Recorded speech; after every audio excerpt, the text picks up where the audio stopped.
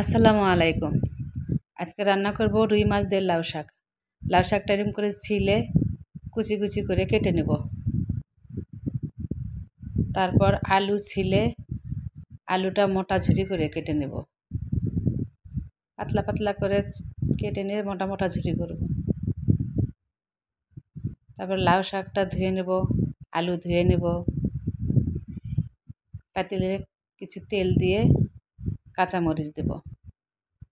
তারপরে পেঁয়াজ রসুন দেব, নেড়ে নিয়ে আদা রসুন হলুদ লবণ দিয়ে আলু দিয়ে সবগুলো মিক্স করে নেব। তারপর দেব লাউ শাক। লাউ শাকটা এদিক ওদিক উল্টে নিয়ে ঢাকনা দিয়ে ঢেকে দেব।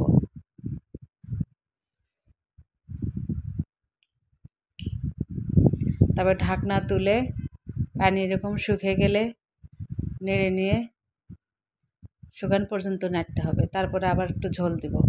আর একটা চুলায় মাছটা কষা কষা করে নেব। এরকম করে কষা কষা করে নেব। তারপরে এই ঝোলের ভেতরে মাছগুলো দিয়ে দেব। হয়ে গেছে আমার লাউ শাক রান্না। এখন বাটিতে বেড়ে দেখাবো। সবাই ভালো থেকো। আল্লাহ হাফেজ।